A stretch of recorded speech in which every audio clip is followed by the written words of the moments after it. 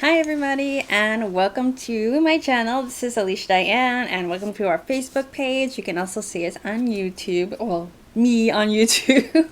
Welcome to my Cartoon Art Center family, all of the meetup members. Thank you so much for being here with me. We're going to go ahead and switch to our other camera. So we're going to be working on a graphic novel that I've been working on for quite some time now. I'm doing the second book. The name of this book is called Prudence. The first one is In the Beginning. So this is the second part of a story that has I was at first initially shooting for 9, but I now think I'm going to extend it into 12 books. So they'll be a little bit shorter, but they'll still be pretty long. The first one was 92 pages. This one is going to be a little bit longer than the first one. So they're all going to be a good length. So hopefully that sharing this process with you will help you to overcome any sort of hesitation that you might have about making your own graphic novel. It is a very challenging process, but at the same time, it can be really rewarding, especially if you find a story that means something really special to you, or something that's really important to you. I really have found this to be one of the most rewarding things that I've ever done in my art career. So I'm going to go ahead now and continue talking, and let's share our camera view. So let's see if we can switch our camera. I always have a hard time with this sometimes, but please, let's see. Stick with me. Let's see. Okay. Okay. Awesome. So I switched it over and let's do the audio. Perfect. Okay, so we're here and this is spread number 12, and I've already done the penciling, I've already done the color, and what I'm going to be doing now is switching over to do the rest of the inking. As you can see, I started inking already. Went in and did the faces, because typically in faces you're doing the most smaller detail, you're using the finest brush, which is what I was doing here. I haven't worked on this one since the Christmas break, so it's been a few weeks and now I'm picking back up. I think I stopped mid-December. So yeah, Happy New Year. I didn't even get to that part yet. Happy New Year, everybody. So I hope that you guys enjoyed your New Year celebrations and are already back in your work mode. For me, it takes a little bit of adjusting to switch from work mode, vacation mode, to work mode. I mean, I did do some work over the vacation, but getting fully back into it as an everyday thing, or like as a more of a, how do I put it in words? More of like really getting back to the grind. I'm learning how to best do that sort of a transition. So I'm excited though to get back started. I already did my warm-up sketches for the day. I just want to clear off if there's any dust that might be dust off my drawing board. Get ready to get back into work.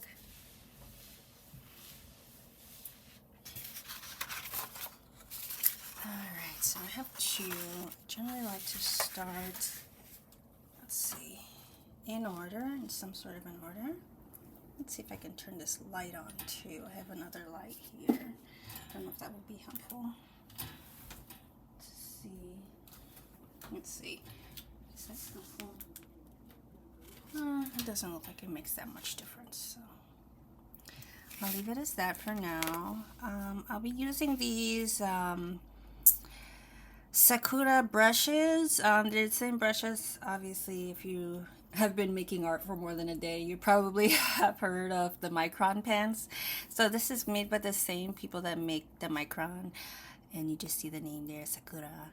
And you can really tell by this signature kind of, what is that, like a tannish color that they use. So you can always tell, like, oh man, I should have got my nails done. Yeah, you can always tell by this color here, and that's their logo there, that little red with the flowers. So let's go ahead and get started. Um, Over the break, let's see. You can hear the people turning on the shower in the apartment above me. Over the break, I took a pretty long trip. I've been telling everyone who will listen. I took a long trip. We drove from where we live, and by we, I mean myself, my husband, and my son. We drove from where we live in Pasadena, California, all the way to my mom's place, which is in right above Atlanta. It's a city called Smyrna. It's where the Atlanta Braves Stadium is. It's a nice little town, but well, I wouldn't say little. It's literally Atlanta. So it's not a small town, but it's nice. It's a quiet part of the town. Um, it was a long drive. It was about, I want to say, 30 hours of driving each way, which is I've I've made that trip now. Let's see, 1, 2, 3. I think it's been 5 times now that I've made that drive, which is, yeah, that's a lot, but that's okay. Because it doesn't really feel as long after you've done it before. And I guess I want to kind of relate that to what we're doing here, believe it or not. Because the first time you're like, you're not sure, you have there's no agenda. It's just like, make it there. Like, that's your only plan, is to just get there. But after you've done it before, then you start to be more organized. You start to say, all right, well, if it's 30 hours, I can split the drive. I can split it over 4 days of driving, 8 hours a day, and it feels manageable. And even after you've done it twice, then it becomes like, all right, well, these are going to be all the places I want to stop at. These are the fun locations along the way, places I want to, that I've never been to before, places that I have been to before that I really enjoy. And you can really make a good trip out of it. The first time that we drove, it was kind of a nightmare. It really was. It was like we had no plan of action. It was just like, make it or break it. That's it.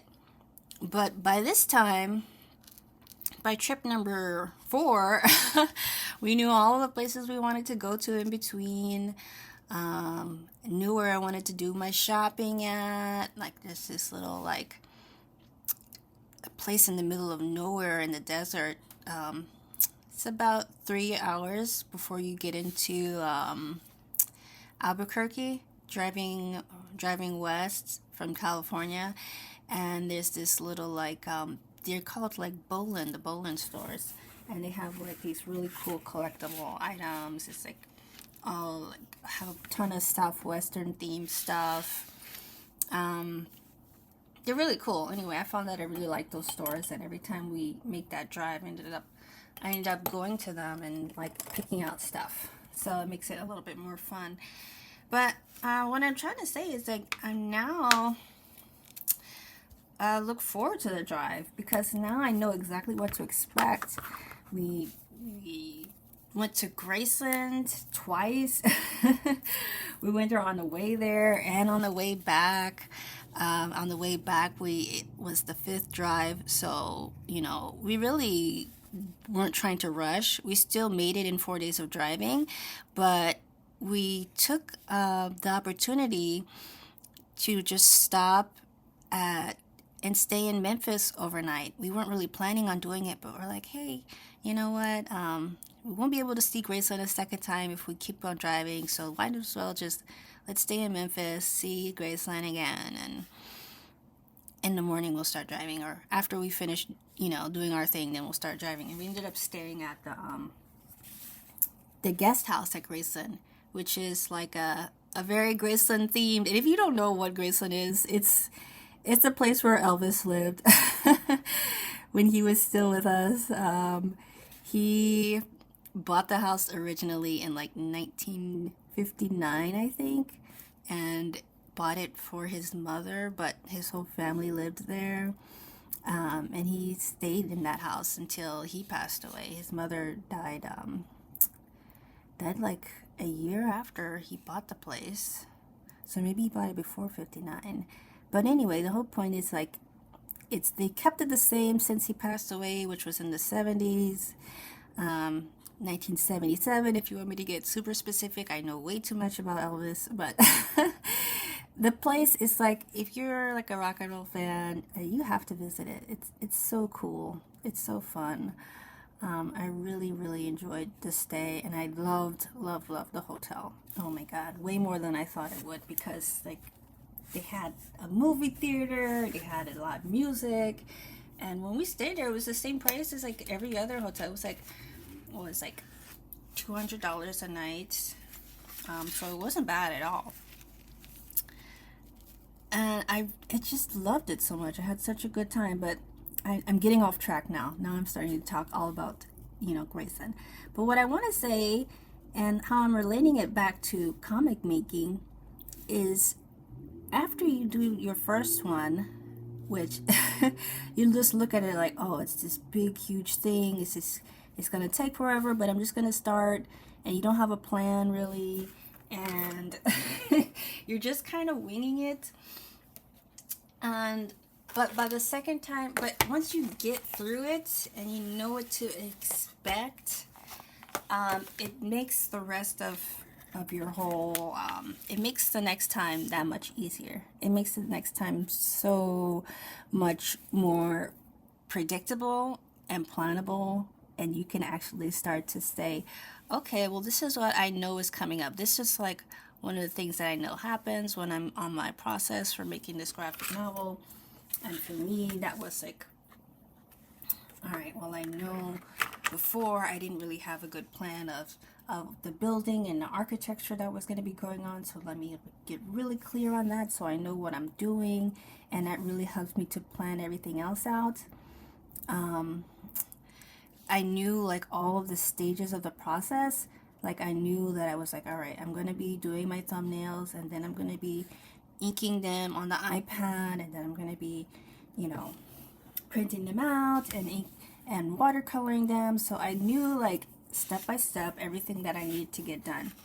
So it made it a lot more easier the second time around to really start planning for all of that. 'Cause it took me forever to make the first one, because I didn't even know like that was what I was doing. I mean, it sounds kind of bizarre, but I just was like, all right, I have this story, I want to tell this story. I didn't even think I would be able to write it, honestly. I was like, I'm not a writer, I don't know if I can really tell what I want to say. But once I started getting into the research and getting involved in the characters, then I'm like, you know what, I can do this.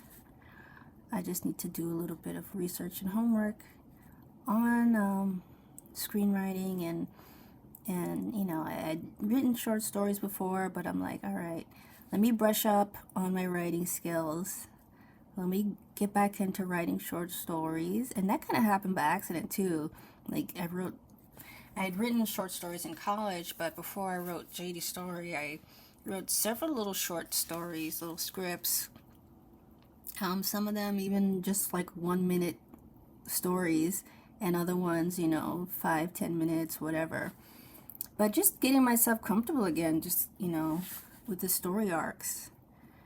And it also helped too that I was a teacher's assistant for a comic artist. That helped quite a bit. I was doing that after I was already well into my comic making process. But in the beginning parts, I was taking classes in comics. I read some books. I read this one book that was really helpful, called How to Make and How to, what's the name of it? It's like How to Make and Publish Your Own Comics by something Love. I'll have to look their name up and send it and give that to you guys. But it's this comic making pair. It's like they're a couple, and the woman's name, her last name is Love. I don't know if that's her real name or not, but the last name is Love, and I actually have that book right here. So let me pull it out really quickly so I can show you what that looks like.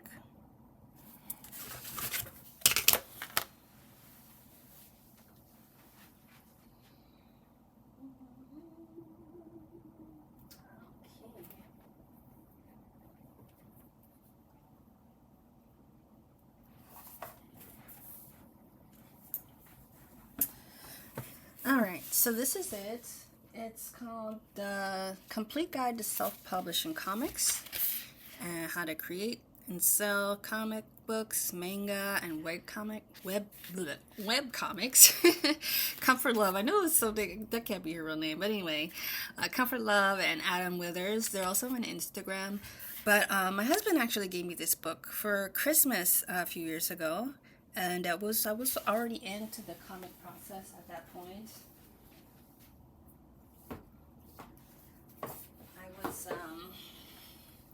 I think when I started reading it, I was still trying to figure out like how I wanted to do the coloring.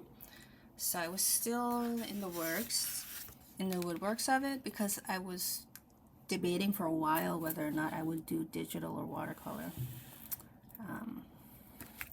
It just ended up for this book that watercolor is just the best fit for this. But I would definitely recommend that book. It's a really good read. This is just one of the several books that I read about comic making, and I would highly recommend just getting as much books as you can find on the process, and not only on just comic making in general, but also finding books about the content that you're trying to make, learning more about like the history of what you're trying to do. I even took an African studies class, and I think I want to actually, this is coming up new for me, I'm going to be working on this series for a long time, probably the rest of my life. I don't know if that's the type of commitment that you're in, but it could be. Whatever it is that you're worth telling, I think that's a good question to ask. Is it something that's worth spending the rest of your life on? I initially thought that it was going to be, I was just going to be working on this for, just going to be working on this for a couple of years. It's not going to be a big deal, blah, blah, blah. And now I'm like, now that I've made that trip before, I took that trip, just like the road trip, but now it's like, all right, I've gone through the publishing process with the first book, and now I'm like, okay, this is not just a little whim thing. This is going to be for the long haul. And even though a few years ago when I was in graduate school for the first time, I was like, okay, I think it's going to take me, I think I'll do a book a year and I'll be done in 10 years. And now I'm like, it's going to take longer than that. So I know that now. And I say graduate school for the first time because what I was alluding to before is now I'm looking into even going to graduate school a second time, but this time for African studies. So that's on my plate right now. That's kind of where I think I'm going with it. Just because I feel more connected to the content, as it's more of a calling than a content. And I don't know, maybe that's too big of a word, but it feels that way. It feels more than just like a comic series. It feels like this is going on more of like what I'm trying to do with my life. And like I said, is what you're doing, is it something that you're willing to spend your life on? Because regardless, it's going to take you a long time. I guess what I'm basically trying to get to is like having you accept that part of the process, that it does take forever. Not forever, but I mean, you can get it done, but I don't want you to think, oh, this is just something, I have this fun idea, I'm just gonna do it over the weekend. And usually it does, not saying that that never happens, but usually it takes more than that. I mean, maybe you are just doing it on the weekends, and I think that's great if you can, just like if you have a full-time job and you can commit your weekends to this. I can't because I'm not single anymore.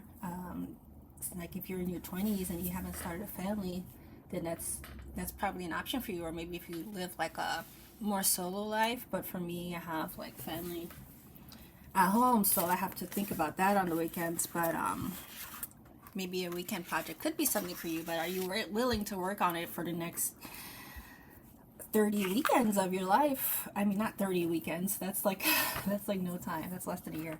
But like, are you willing to work on it for the next 30 years? And I think not that most comics take 30 years. And I don't think that, I don't know. This one might take me 30 years to finish everything.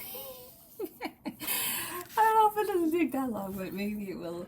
But if it does, I'm willing to do it. And I guess that's just what I'm trying to get to. Are you willing to do it even if it's going to take you the next 30 years? And I think that's kind of can be your indicator to know whether or not you really have something that you care about. Because regardless, it's going to be a lot of work, like I said before. It's going to be so much work. So you don't want to get tired of it. Do I ever get tired of this?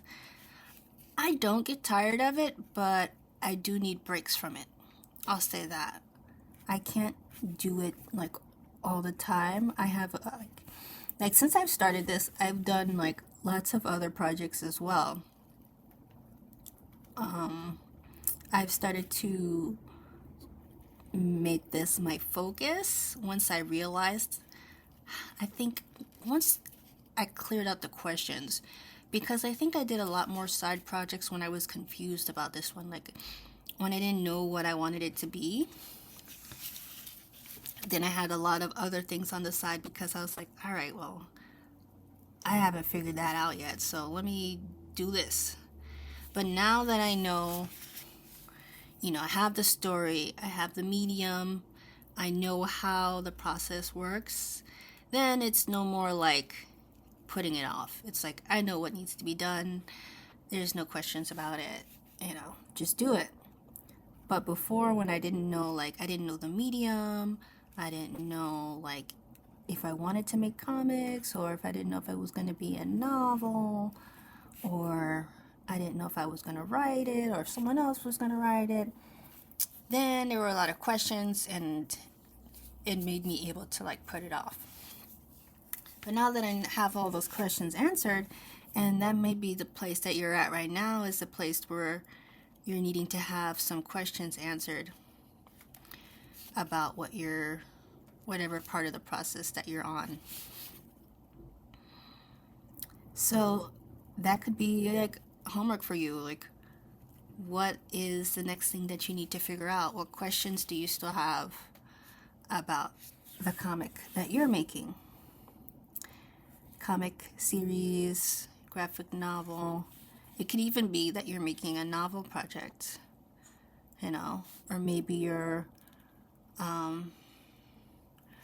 writing a pitch book for an animated series. It's the same sort of thing. It's the same sort of like commitment in some ways. I just think that making a book series is a more of a long-term thing. Well, for me, that's what I have experience with. I don't know that anybody's tried to pitch a series for like or if anybody has had to make the commitment that I'm willing to pitch this series for the rest of my life. I don't know if it could have happened. I know that some people have a really hard time of trying to get a book published or get a movie made, and sometimes that can take decades. I mean, I've heard of many instances where that's the case, where somebody is trying to get a book deal or trying to get a movie deal out of a script, and they really believe in that one story, and they just keep on working on it or trying to pitch it or whatever. So it could be that you're making like a lifelong commitment to another medium. But whatever the case is, I guess my question is just, are you willing to stick with it in the long term? And I think once you have the answer to that, everything else is just kind of following through. Like, you just keep going, and that's basically all you have to do, is just keep going. I mean, we make it more complicated than in our heads than it needs to be, because it's really not that complicated when we really think about it. It's like, all right, I have to make a comic. Like, oh, well, how do I do it? What do I do? It's like, no, just literally just do it. Easier said than done. And that's including for me. Some days I'm not so willing. Like, I'm just picking this back up after a month.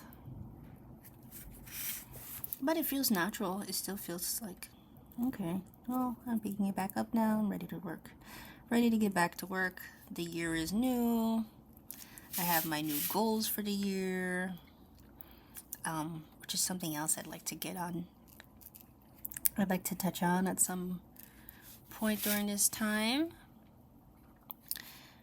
But yeah, if you do have questions about any part of my process, including like choosing a story,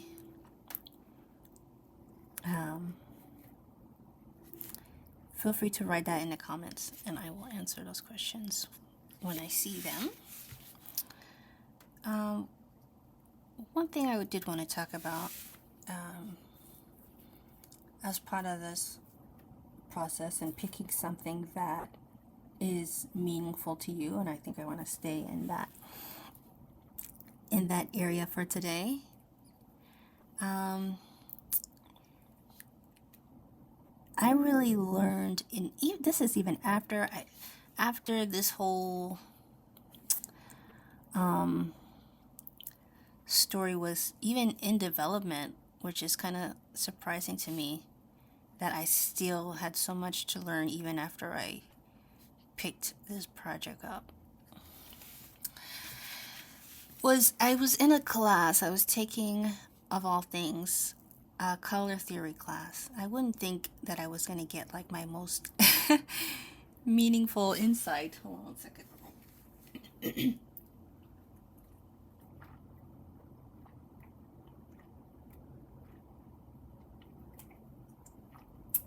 Sorry.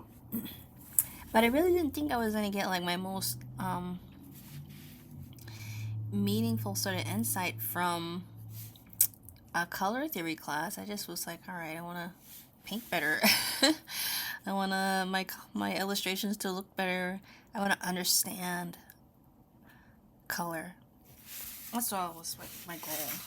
That was really like all I really wanted. But it ended up being a lot more than that. Much more than that. Because she asked me a really good question. We had this assignment, and I think I will always share this because it was so insightful for me. We had this assignment, and the assignment was to create like this it was almost like a propaganda prompt, which doesn't sound like it would be anything meaningful, right? It's like, okay, you're making propaganda, which is one of the insults one of the professors used to talk about this comic series. But anyway, we were making a propaganda poster, and I was just so confused. Like, I'm like, propaganda? Like, this is not me. What do you mean? Like, why would I make anything about propaganda? Like, I don't know anything. Like, I don't have anything. I don't care. You know, I don't have anything to talk about. But I didn't realize. Of course, I have something to talk about. Like, that's the whole point of making art, is having something to talk about. And it doesn't have to be like something that's controversial, or like, it doesn't have to be like negative. Like, you could be making a, like, even that Obama poster that's like, what does it say? Change? That famous art piece was like the three colors. Like, I think it's like red, white, and blue, and it has President Obama. And this was like during the election time that it was made, if you guys can remember. And I think it just says change. That's a propaganda poster, but we don't realize it because we don't, we don't really associate like positive messaging as propaganda. But it's really like, it's like a belief set. And I think that's kind of the point. It's like you're sharing a belief set, and you're almost saying sharing it as a statement, like for anyone to like accept your belief as a statement. And that's how I would define it anyway. And I was like stuck, and the professor was like asking me like, what's going on? And I'm like, I don't know what to do, because like, I don't have anything. I don't know what to say. And she asked me a very simple but a very important question. And she's like, well, what do you care about? And I was like, And then I was like, And I didn't think about it like that. I didn't realize or think of propaganda as something that I care about. And I'm like, well, and then it made me start thinking about some of the things that I had seen before. An article that I read, and the article was about black women in the animation industry, and just saying like what a small, well, first of all, like, women in general are a huge minority in the animation industry. And that's why we have organizations like Women in Animation to try and promote more females in leadership position in the industry. But as a minority, as much of a minority as women are, women of color are a smaller minority, but particularly black women are a tiny, tiny percentage of people in the animation industry. And it's like under 3%. And I was calling back to that article I read, and I was like, well, that's something I really care about. And it made me think, okay, well, maybe I will make my propaganda poster about that. And so that's what I decided to do. I just, and it wasn't like, and we were all like to use like this inspiration as, or like a already made art piece as an inspiration. And I chose that one that says like, there's like a famous art piece. It's called Make Art Not War, and it has this picture of a woman, and it's like, I think it's just like two colors. Yeah, it's only used with like two colors. And I don't know what year it was made, but if I were to guess, probably around Vietnam time. So like 60s, 1960s, 1970s. But anyway, I used that as like the base for what I was making. And my piece, which I made image with a black woman's face with her natural hair, like really big afro hair, and it said, make animation more colorful. And it was a simple message about having more black women in the industry. It wasn't something that was like, it wasn't meant to be like an antagonistic type of call, or like it wasn't anything negative. It was just all positive vibes, and it was just a simple message of, we need more people like this here.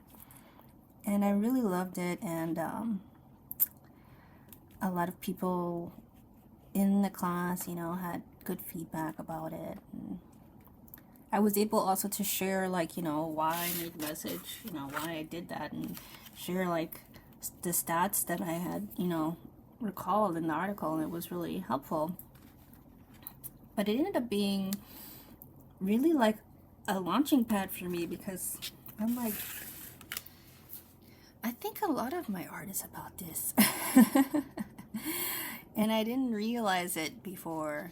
And I didn't realize how much it mattered to me. Like, I didn't realize how important it was to me. Like, we don't have enough diverse stories. And, like, we don't have enough diverse stories because we don't have enough diverse people telling the stories. Like, telling their stories and, sharing more. And, women's perspectives and women of color's perspectives. Women of color in Africa's perspective. So it really put some fire too under the story which is this story that I was already creating. And I was just like, man, this is all kind of coming full circle. But I think it's a good question to ask yourself. What matters to you? It will really help you if you think about it for a little bit of time. Or just like kind of notice what comes to your mind if you think of that question. It can help you a lot in your artwork, and it can really help you to know if the stories that you're making are stories that matter to you. I mean, that's all you really need to worry about, or like concern yourself. And not if it matters to like other people. You have to know if it matters to you, because if it matters to you, it's gonna matter to somebody else. It will. It's hard for us to believe that at first, but it does. This thing is bleeding.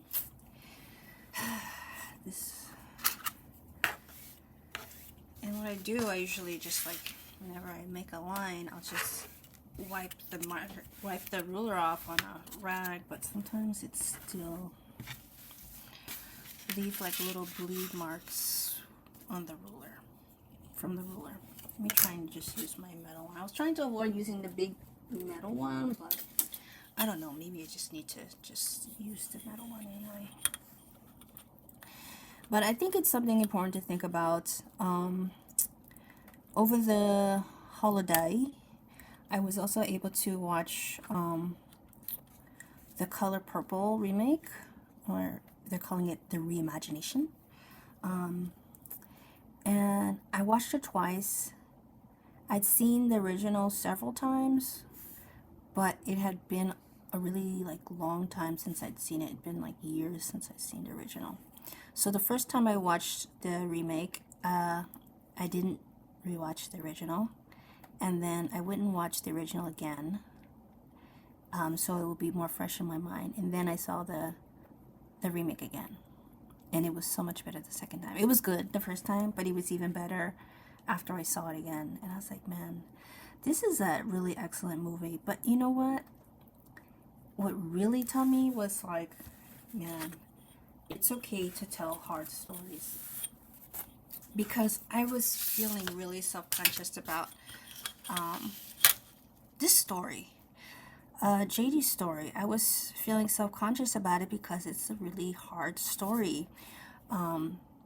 It's not an easy one. It's full of some traumas and even some things that might feel like a stereotype. Because I do have a male in my story, and he's an African male, and he's very a bad person. He's a mean person, and he's evil in some ways.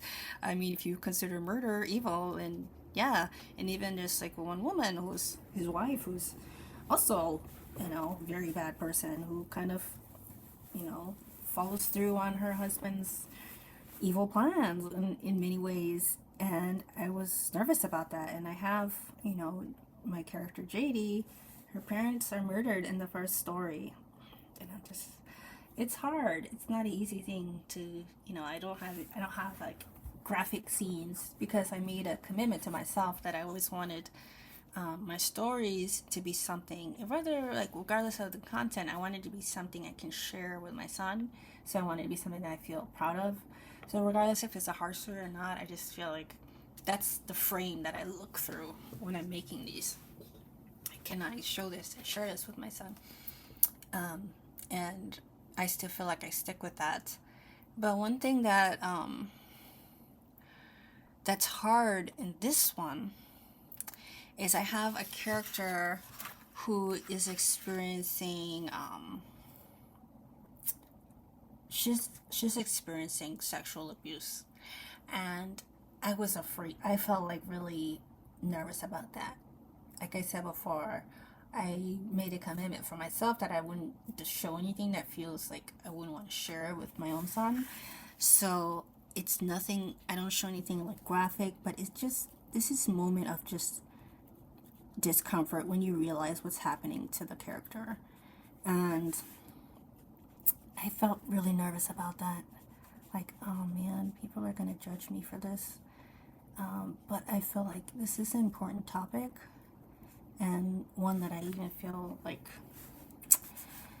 in many ways, part of this feels like my own healing. Like I haven't been through the same thing that the characters experienced, but it's like another version of, if that makes sense. It's like it's not the same thing, but it's always related to something that I experienced myself.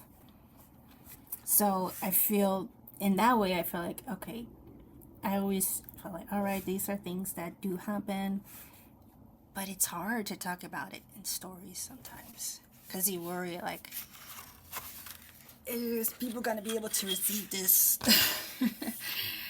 But watching The Color Purple, it just reminded me that it is, like, not only is it okay to tell these stories, but it's really good to tell these stories, because I think it gives people a little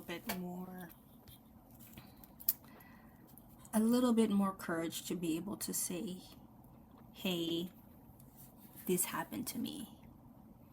I just think it just kind of makes it more of a safer place to say, hey, this is something I experienced, or this is something that someone I know experienced, and maybe I can encourage them to get some sort of help or relate in some way to that.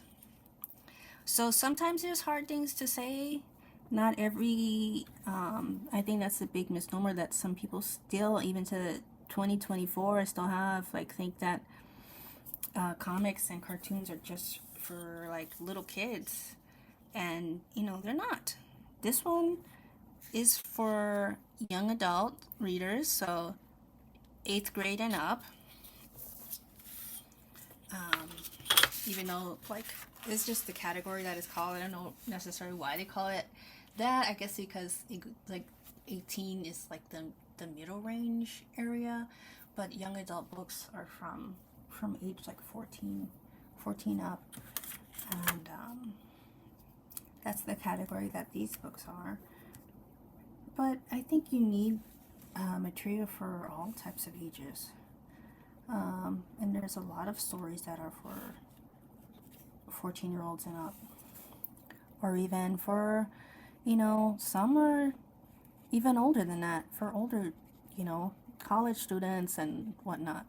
But I think even these stories can be really helpful for college students as well, because I picture college students reading this and kind of maybe even as their first graphic novel that they're reading.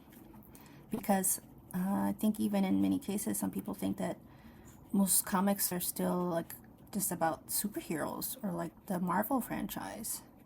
So hopefully, I feel like I can, with these type of stories, tell stories that aren't, typically told in this manner.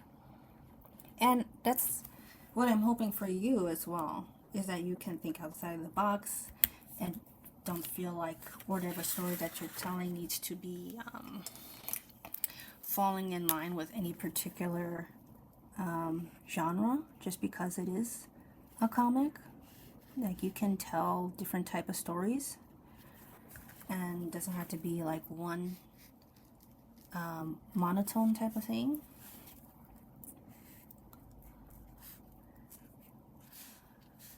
So that's what I'm hoping for anyway.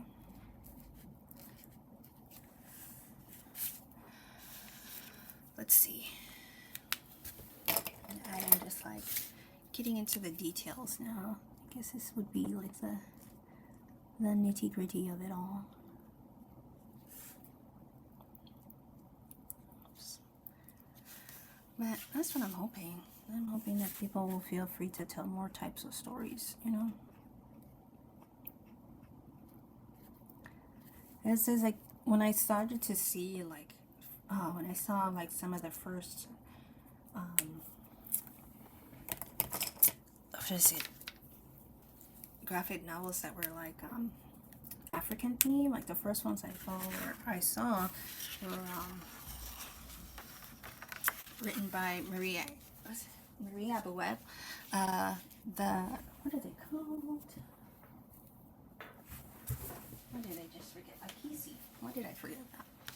But I loved those books, and I saw it in the library, and I was like, oh my gosh. And I was already in the midst of this book, and I hadn't seen like a graphic novel that was already taking place in Africa, and I was like, oh, that's cool. And I was like, oh my god, and I had to get it. And then I ended up buying it. I got it from the library, read it, and then I ended up buying it, and I bought the whole series. And I bought her other books, and I loved it. And I'm just like so grateful that those stories are there. And I saw those books, and I was wondering too to myself, like, gosh, can I even make children's books and teenager books at the same time? And it's like, are people gonna like one off me once they see like, because I have some children's books that I also want to make, that I want to publish this year actually. And I was nervous too. Like, I have like this mature content, maturer content for like teenagers and young adults. Are people gonna write me off for my children's books because I make teen books also? But Marie Abuet also does.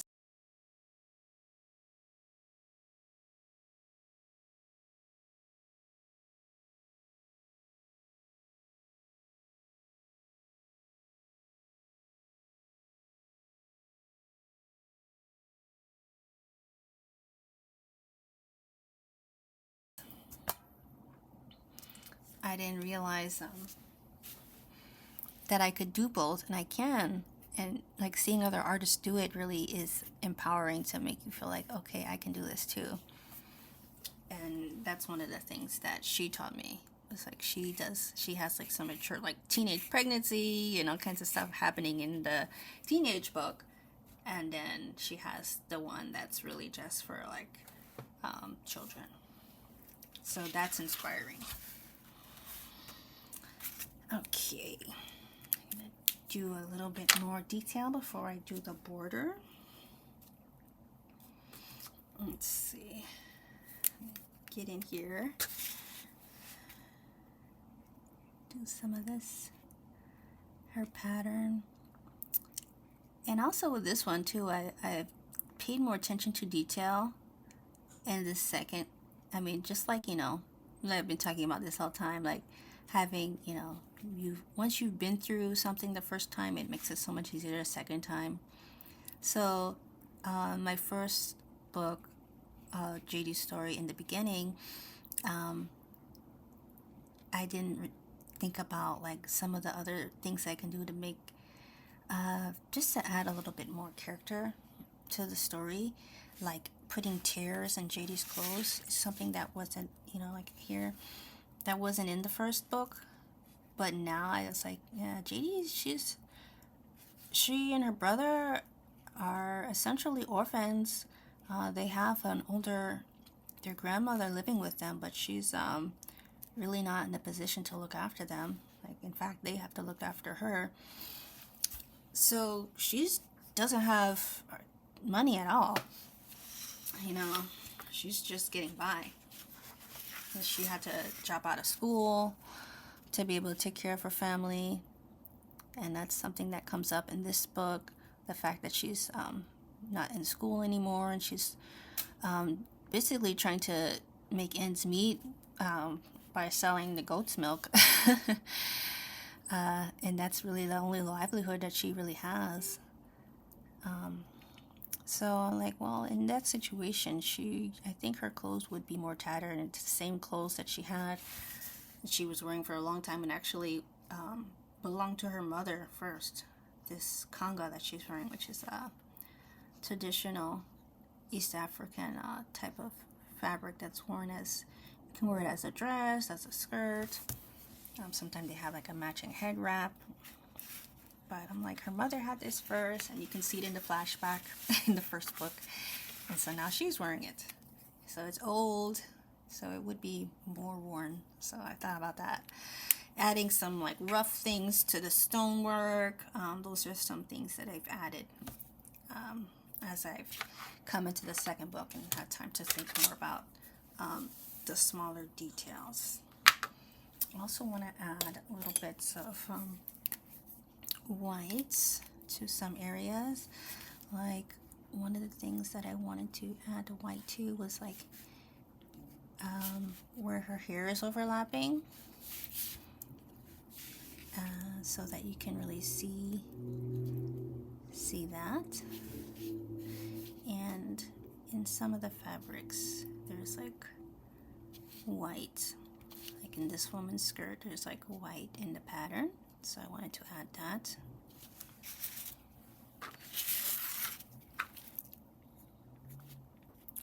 Like in between the black lines there's these white lines, so I wanted to make sure that I added those. So just tiny things can make a difference in like the overall detail of your story. Like looking up different things, like I had to look up the different patterns for these kangas, and they're actually real patterns that are worn by people in these areas. I think the whole idea is that they're printed like with a wax print, and I don't remember what country brought them through like the whole concept of the wax printing, but I know it started in the trade and they just became really popular. So it's kind of cool. I have to learn even more about it when I can, but it's a pretty cool thing. And oops, wrong brush. And it's kind of fun that you can do all this stuff with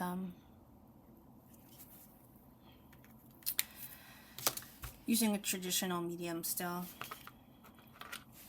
One of my goals for this year is to get better at digital, but I'm going to continue to do this series in watercolor.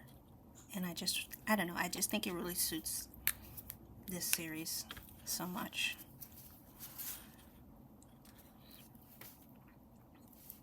Just go ahead with the border. The border really adds that final touch.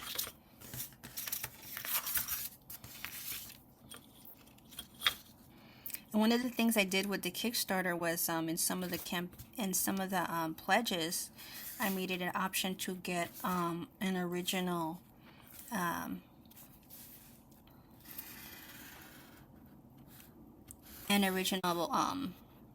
spread, so you would get like one page as an original artwork for some of the pledges, which is another nice option to have. Like if you're working traditionally, then you can sell your original pieces because each of them is like their own original artwork.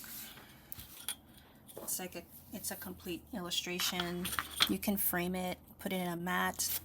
I matted them when so I put a bunch of them. I think we sold three or four of the original pages, and they're not cheap, so that's pretty good. So that's always an option if you do. I mean, most people of course are making their graphic novels and comics digitally, but if you do decide to make them traditionally, you have the option to sell the pages as original artworks, and they can be like collectors for people who really enjoy your work.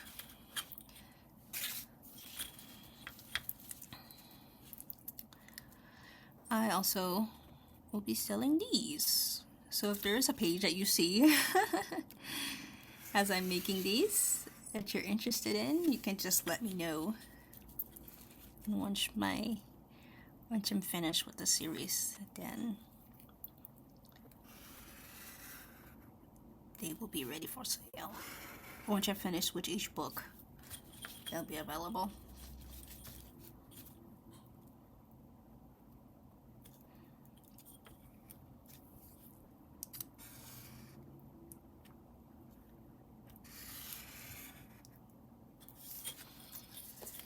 You just have to take your time in this part since you want to make sure that you get the lines nice and straight.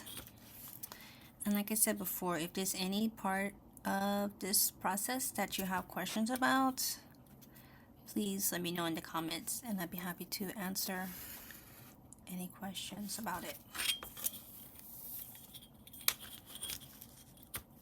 It's really relaxing too. At this stage, I think the final inking is one of the most relaxing parts. Watercolor is pretty relaxing too, but the final inking is probably my favorite part because you really see it first time, like fully complete. I don't know, it's just really, like fulfilling, or like, I don't know what the word is. It just feels really satisfying to see it like finally like completely done. It's like, okay, good. You see it like in full color for the first time, fully finished. That nice like sharp line on there is like really gratifying to look at. And if you're wondering what the maji means, maji just means water in Swahili.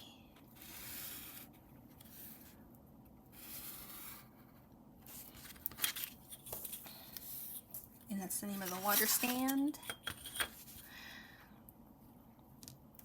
Just like many other languages and countries, a lot of times they mix their language with English. In this comic, the characters, you read it as English, but they're speaking Swahili. And in some, like for emphasis, like some of their lines I'll write in Swahili. Was able to find some different translating resources online that allow me to do that and take a little bit here and there of lessons in Swahili, like online lesson, like have like some audiobooks, and use the app to help me learn a little bit of Swahili, kidogo, a little bit at a time.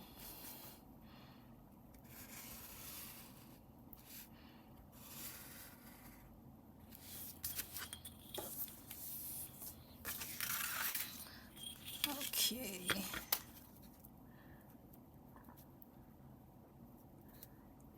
Let's see.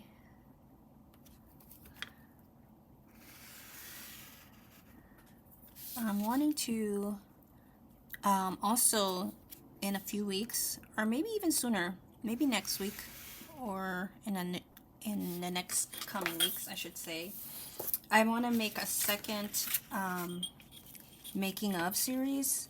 I'd like to make a series for making children's books, because I'm also working on a client project for children's books, and I also have my own children's book project that I want to release this year.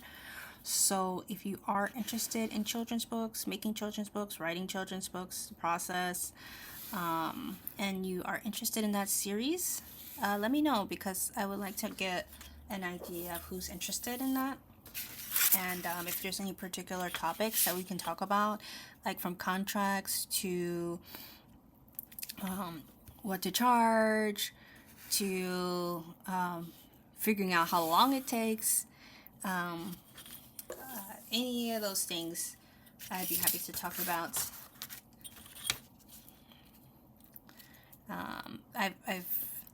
I'm still new in the children's books industry. I'm still very new. I've only done like 4 books so far, but I'm learning a lot as I go. And if I can help you to learn from my mistakes, I would be happy to. And I'm planning to do that, do children's books more as a full-time job for income and for,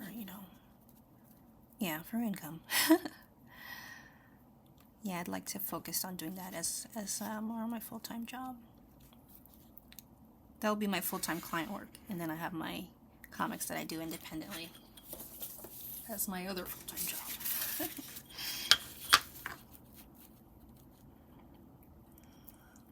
Okay.